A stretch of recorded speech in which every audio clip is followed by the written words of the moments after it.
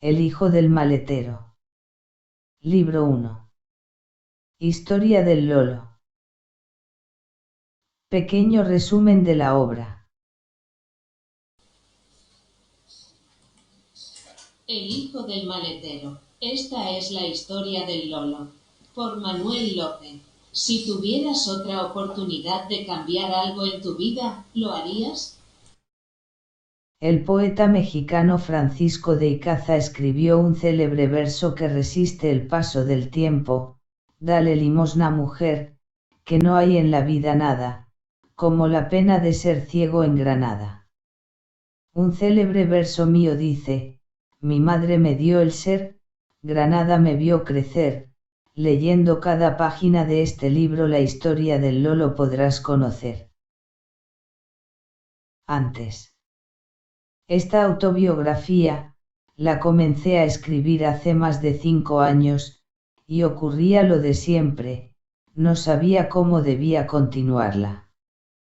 Quería contar tantas cosas que me ocurrieron cuando pequeño, en orden cronológico, pero mi pensamiento no encontraba la forma de exponer con palabras sencillas y claras para todos los públicos, así que decidí parar y no seguir escribiendo. Ahora. Hace ya unos meses decidí volver a escribir desde el momento que lo dejé. En el libro he utilizado imágenes y vídeos de la época, gracias a las nuevas tecnologías de hoy en día.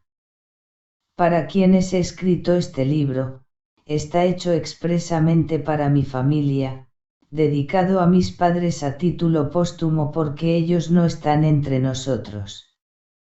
A mi exesposa Paula, mi hija Patricia, mis hermanos así como a los hijos de mis hermanos y sus hijos. 24 de junio de 2023. Primera parte. 1958, fecha de mi nacimiento. 1975, fallecimiento del generalísimo Francisco Franco. El hijo del maletero. Soy Manuel López Domínguez. Nací el día 19 de octubre de 1958 en el Hospital Clínico San Cecilio de Granada. Historia del hospital. En 1925 el Ministerio de Educación había aprobado la construcción de la Facultad de Medicina de Granada y un hospital junto a ella.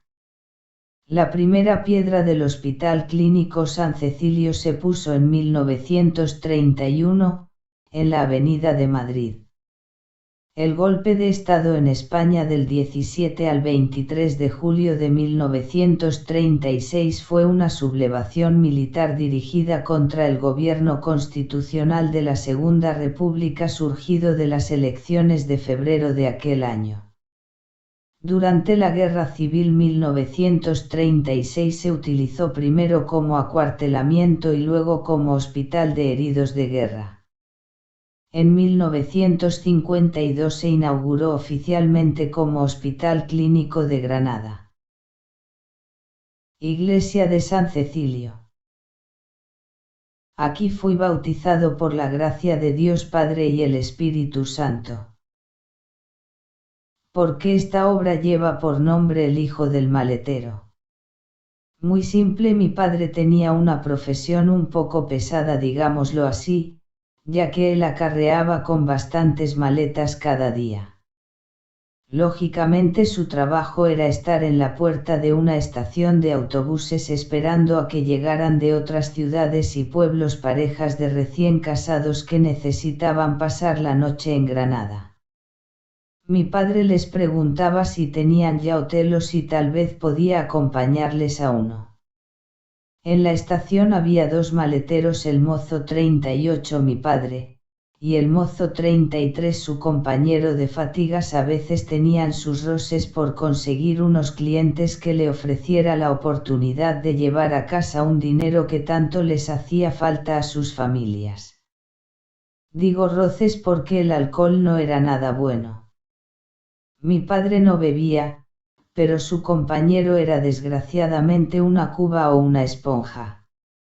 Esto hacía cambiar la mentalidad de alguien que quizás como mi padre, una persona tranquila sin ganas de líos, tenía que soportar delante del público.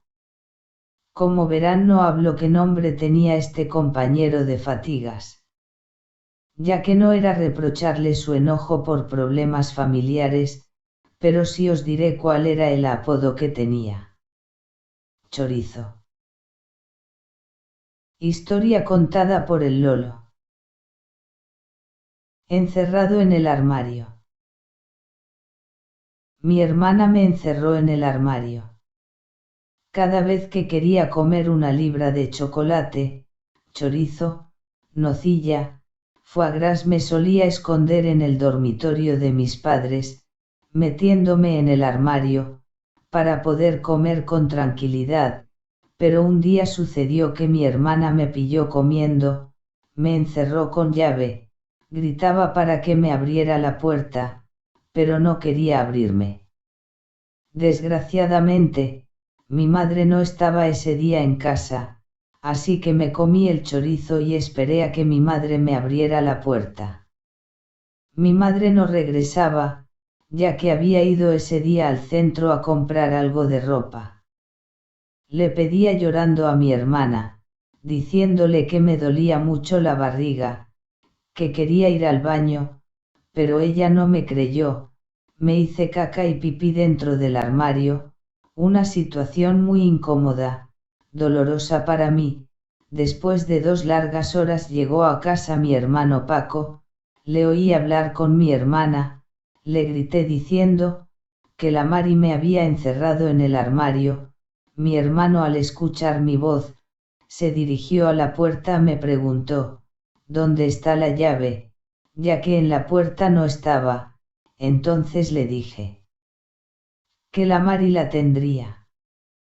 Mi hermana dijo que yo no iba a salir de ahí hasta que mamá regresase. Eso era una burrada de tiempo. Mi hermano mayor le preguntó a mi hermana por qué me había encerrado. Ella le dijo que me pilló con una tripa de chorizo entre los dientes. Le dije a mi hermano que estaba empapado, lleno de caca, y el armario olía a váter. Mi hermano le pidió la llave, ella se la dio, pero no sin antes decirle que el Lolo se comió el chorizo que mamá tenía para hacer el potaje de garbanzos. Mi hermano, al verme mojado, colitis por todas partes, tenía un fuerte dolor de estómago, me llevó al servicio, me quitó la ropa, me lavé el culo que estaba escoció, me dijo que secara lo que había hecho en el armario. Yo me negué, ya que la culpa de todo la tenía mi hermana. Mi hermana me dijo que cuando llegue papá sabes lo que te espera, la correa como siempre. Asimismo cogí un trapo mojado, lo pasé limpiando a medias todo aquel desaguisado que había hecho. Mi madre, cuando se enteró de lo que había hecho, dijo que lo malo no era que se comiera el Lolo la tripa de chorizo, sino el dolor de vientre que tendría después. Mi madre limpió el armario y le dijo a mis hermanos que no le dijeran nada a papá, ya que él no iba a pensar igual que yo, él después iba a usar la correa, pero mi madre antes me hizo como siempre prometerle que esto no iba a suceder más. Mi padre llegó por la noche a casa. Mi madre no le dijo ni media palabra del asunto, mi hermano Paco tampoco dijo nada, yo menos, pero tuvo que abrir la boca mi hermana como de costumbre. Ella era un papagayo, todo lo tenía que repetir una y otra vez más. Asimismo mi padre le preguntó a mi madre si lo que decía la niña era verdad. Mi madre no quiso responder, pero debía hacerlo ya que ella no podía mentirle. Mi padre me recriminó, pero afortunadamente no me pegó con la correa, ya que mi madre le dijo que yo le había prometido que no lo iba a hacer más. 2 días más tarde tenía todo el cuerpo lleno de granos. Mi madre se alarmó, dijo que era una urticaria o tal vez sarampión, ella no quiso pensar que todo aquello podía haber sido causado por la tripa de chorizo que me había zampado. Me llevó al médico, el médico observó detenidamente, me miró la boca, la garganta, me preguntó si me dolía. Le contesté que no, que 2 días antes me comí una tripa de chorizo. Él a escucharme se echó a reír, diciendo, ¿cómo se me había ocurrido hacer tal cosa? Le dije que estos son cosas de niños, a lo que me contestó: puñetas, los niños no deben hacer esas cosas, ya que después se ponen malitos y el médico no siempre puede curarlos. Me preguntó: ¿qué pasa si ahora yo no te puedo curar? Le contesté una estupidez, pero con gran sentido de lo que decía en aquel momento: pues me muero. A lo que me contestó: ¿es eso lo que tú quieres que ocurra? Le dije: qué tontería más gorda me cuenta. Pues claro que no. Mi madre oía con toda claridad toda aquella conversación del médico y su paciente de tan solo 8 años. Ella no podía creer lo que yo estaba diciéndole al doctor. Pero su intuición era que yo afortunadamente no tenía ningún problema grave, así que esperó a que el médico acabara de preguntarme. Me preguntó si solo comía chorizo. A lo que le respondí irónicamente: no, también chocolate, la campana, el Gorriaga, foie gras y nocilla.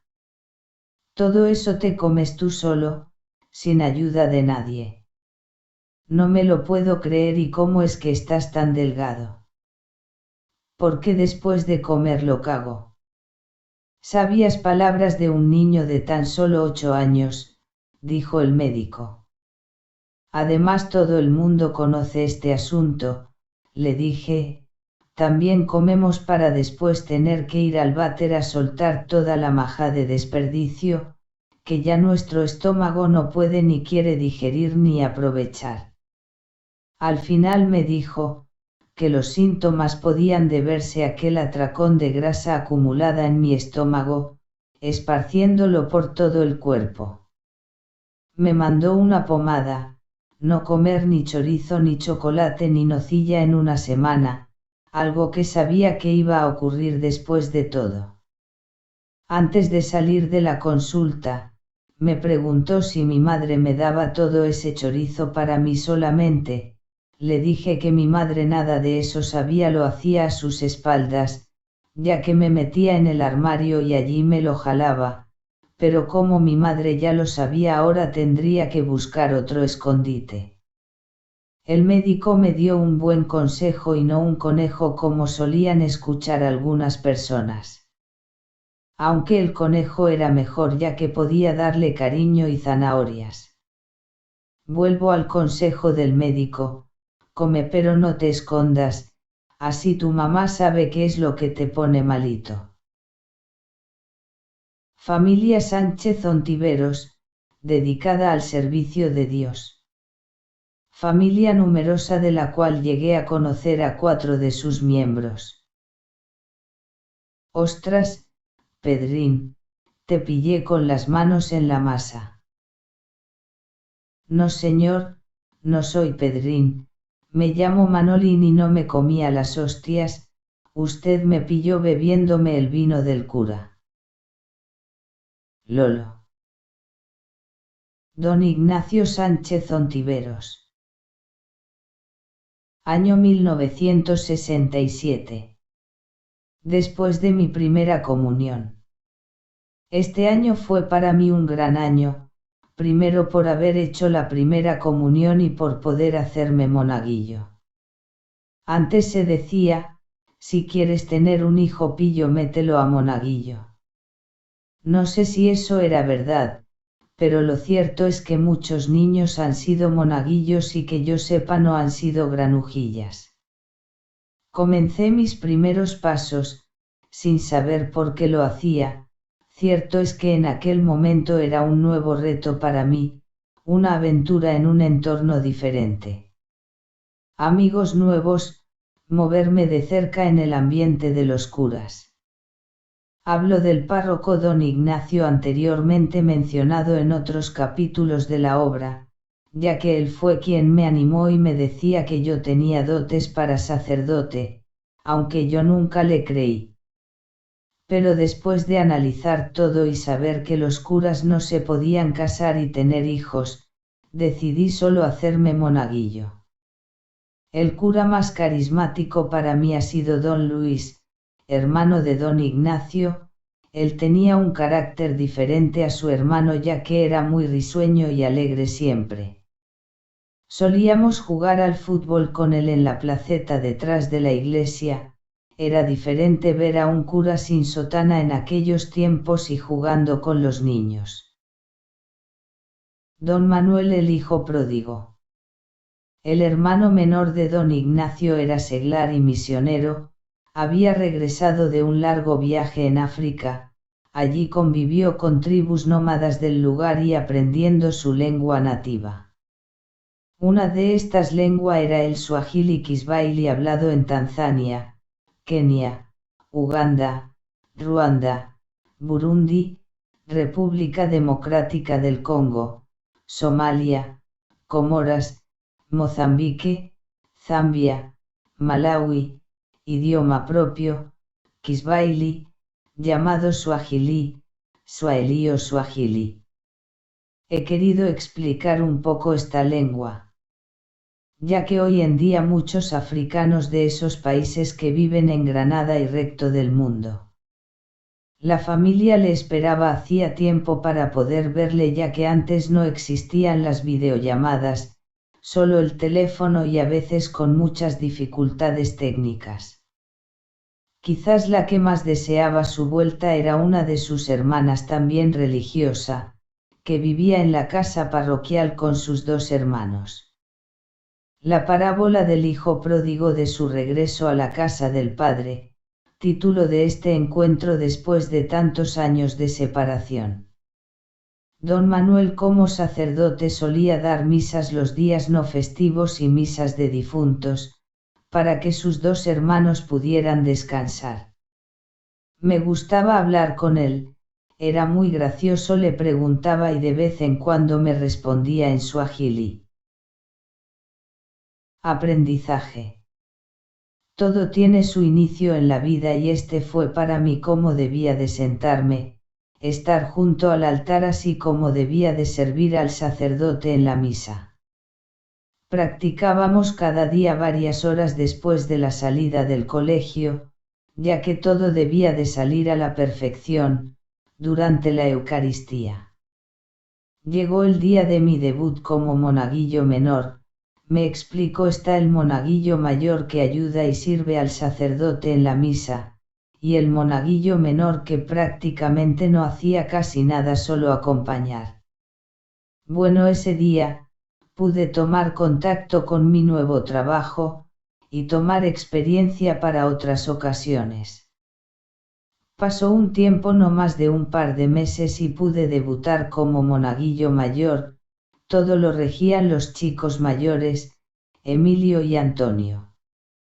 Un domingo Antonio me dijo: hoy vas a salir como monaguillo mayor. Me pidió que estuviera tranquilo y me fijara cuando el sacerdote me pedía el vino y el agua, esto estaba en unos estantes de piedra detrás del altar. Él me hacía gestos para añadir vino y agua en el cáliz. Al final tenía que recoger la bandeja de la vinajeras y retornarla a su lugar antes mencionado. Vinajera es una jarra pequeña utilizada en misa para llevar el agua y el vino que se vierten en el cáliz, cuyo conjunto se denomina vinajeras, en plural. Yo soy acólito, no alcohólico. Antes los monaguillos o acólitos solíamos beber algo de vino de las vinajeras, y sacamos esta frase tan graciosa y solíamos cantarla en las bodas y los bautismos, cuando decíamos: eche usted padrino, no lo gaste en vino, arroña piroña. Ellos decían: los acólitos son alcohólicos. Mucha gente no lo entendían, pero después de algún tiempo sabían que se refería que nos bebíamos el vino del cura. He visto un vídeo en YouTube que hace la pregunta: si tuviera un hijo acólito, ¿usted qué haría? Vean las respuestas tan graciosas que dan por no tener idea de qué es un acólito. Un acólito es un niño que es un ayudante de un sacerdote, de estos que traen esta batita blanca con roja y que vemos en las misas. Pero se confunde muchísimo con la palabra alcohólico. ¿Qué me diría la gente si yo les pregunto, ¿qué harías si tu hijo, si tu nieto o tu sobrino deja todos los estudios para volverse acólito? Vamos a ver si los puedo confundir. Yo soy Fernanda Hostos y me los llevo de calle. ¿Usted qué haría si tuviera un hijo, un sobrino o un nieto que dejara todos los estudios para volverse acólito? Híjole, pues yo la verdad, no sé, lo metería a alguna parte donde se corrigiera, ¿no? Te saliera un hijo acólito. ¿Un hijo qué? Un hijo acólito. Acólito. Hay muchos centros de rehabilitación. Pero todavía no tenemos acólitos anónimos, porque imagínense que volviera un acólito.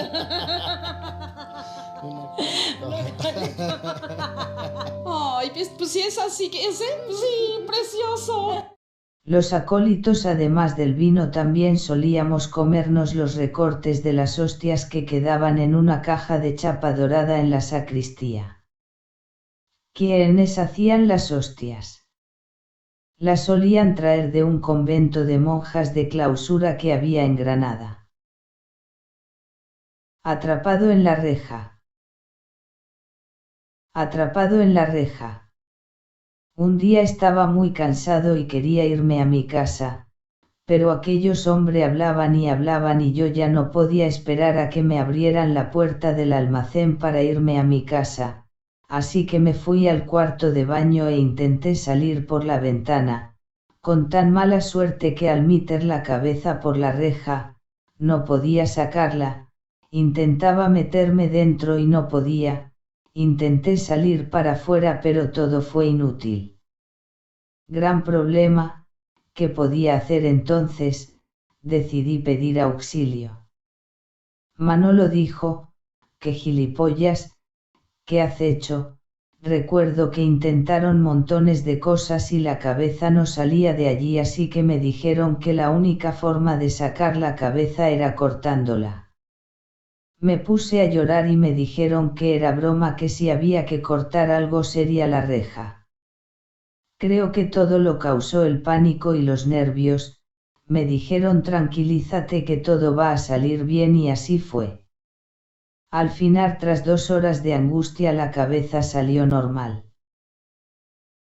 Al día siguiente todos me decían si había querido entrar a robar el dinero de la caja.